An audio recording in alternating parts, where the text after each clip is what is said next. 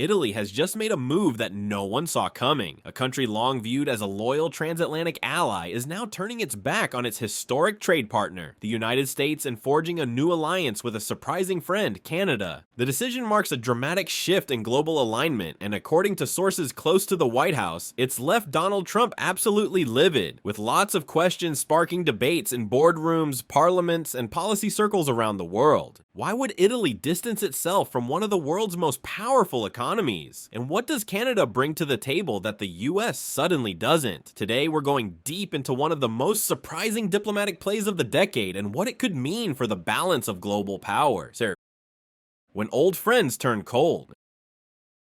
For much of the post-war era, Italy and the United States stood shoulder to shoulder. From military alliances like NATO to decades of economic collaboration and cultural exchange, the bond between the two nations was more than transactional. It was foundational. Italy leaned on the US during turbulent times, and America counted on Italy as a key ally in the heart of Europe. But even the strongest partnerships are not immune to stress, and in recent years, the pressure has been building. The turning point came when former President Donald Trump initiated a sweeping wave of protectionist policies. Under his America First banner, the administration imposed stiff tariffs, some reaching 25% on imports from longtime allies. The goal? To boost domestic industries and reduce reliance on foreign goods, leading to a deep rupture in trust between both nations. According to President Trump, he is quoted saying, "They're taking advantage of us. Not anymore. We're putting America first." To American ears, it was a rallying cry for economic independence. But in European capitals like Rome, it landed differently. It felt like being pushed aside by a longtime friend. Italy, heavily dependent on exports and deeply woven into transatlantic trade routes, found itself directly in the crosshairs. The message was clear. Loyalty had an expiration date. As the tariffs took effect, Italian industries, from agriculture to manufacturing, began to feel the pinch. What once had been a reliable trading partner was now playing hardball, and Rome knew it couldn't afford to sit and wait. Quietly, conversations began behind closed doors. Italy needed options, partners who valued mutual growth over short-term political wins. It was time to look elsewhere, and just across the Atlantic, Canada was listening.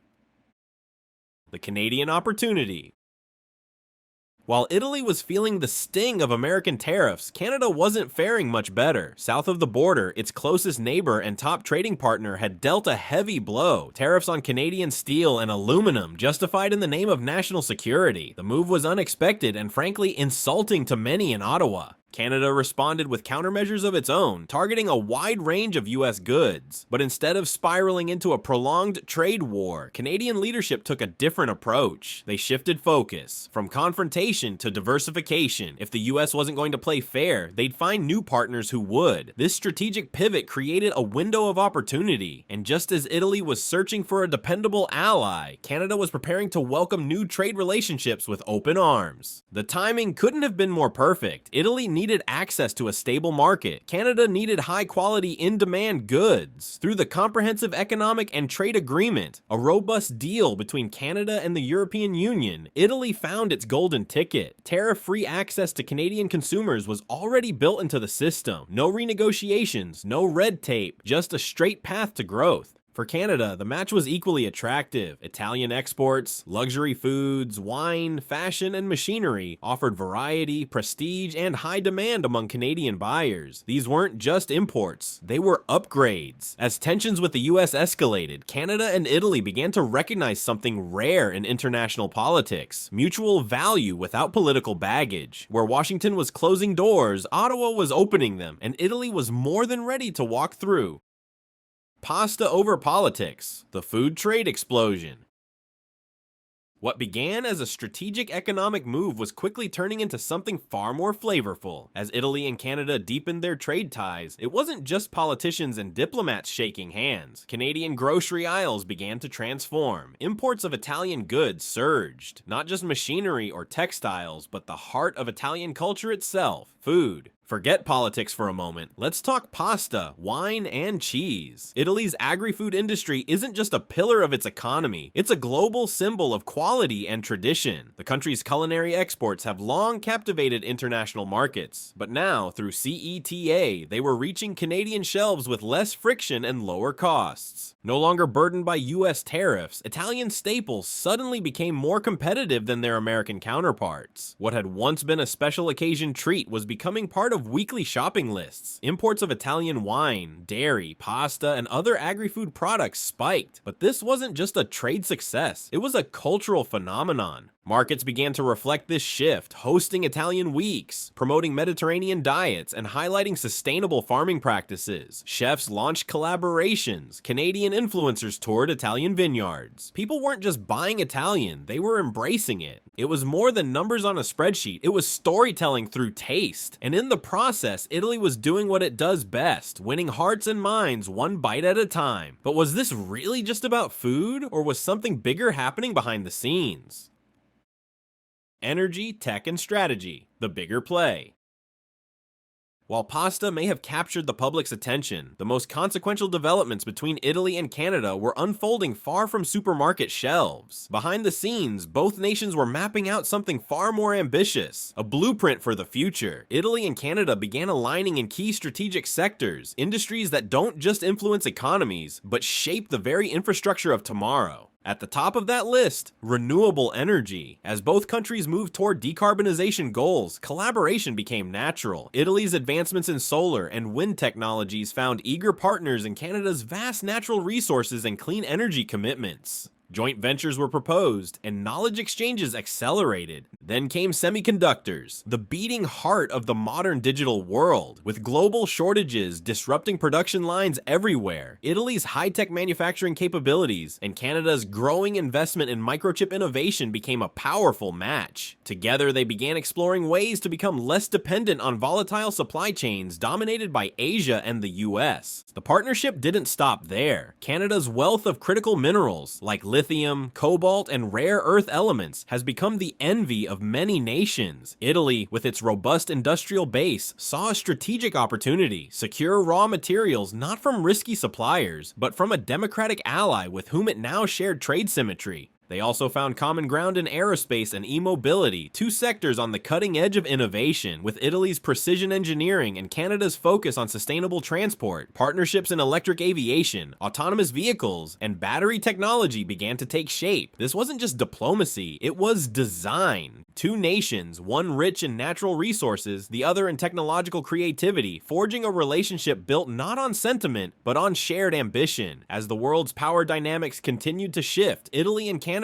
were quietly positioning themselves not just to survive, but to lead. So how did the United States respond to Italy's sudden pivot toward Canada? Trump's fury and Washington's backlash.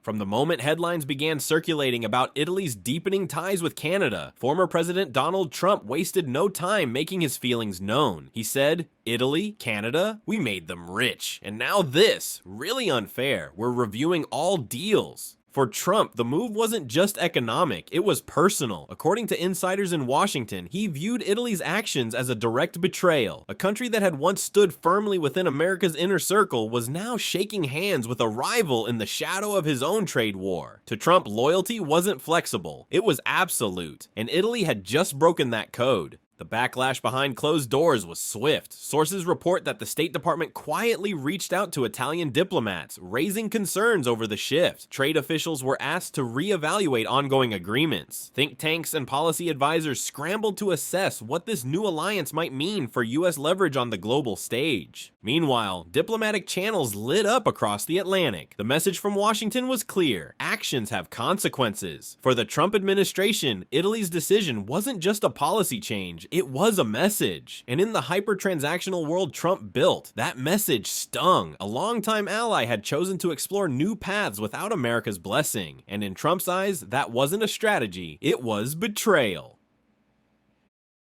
Winners, losers, and what happens next.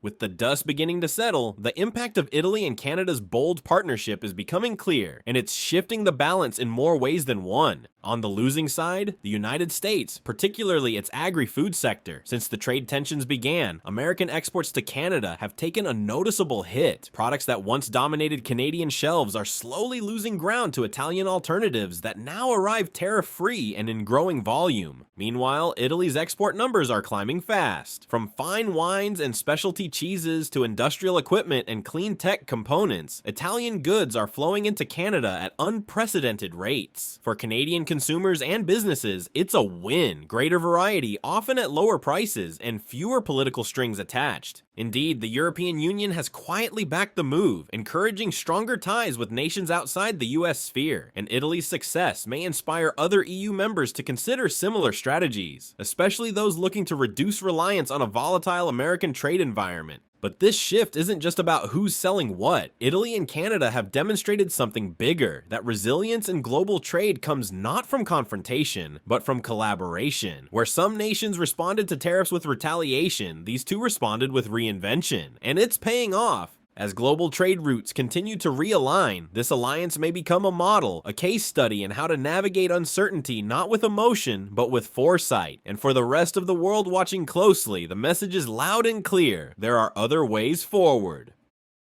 A New World Map. At first glance, the Italy-Canada partnership might seem like a simple trade alliance. But take a closer look, and something far more profound begins to emerge. This isn't just about goods crossing borders, it's about trust, sovereignty, and a shifting global identity. And the world is paying attention. In a time when traditional alliances are fraying and old rules no longer guarantee security, moments like this become pivotal. When longtime allies turn cold, new bonds are forged. Not out of convenience, but out of mutual respect and aligned vision. These are the relationships that shape the next era of global leadership. As Italy and Canada shook hands across the Atlantic, they weren't just striking a deal, they were quietly redrawing lines on the geopolitical map, a map where influence isn't concentrated in a single superpower, but shared among nations that prioritize collaboration over control. As alliances shift and the global center of gravity evolves, one thing becomes clear: the age of unquestioned dominance is fading, and in its place, a new world is quietly being built, one smart, strategic alliance at a time.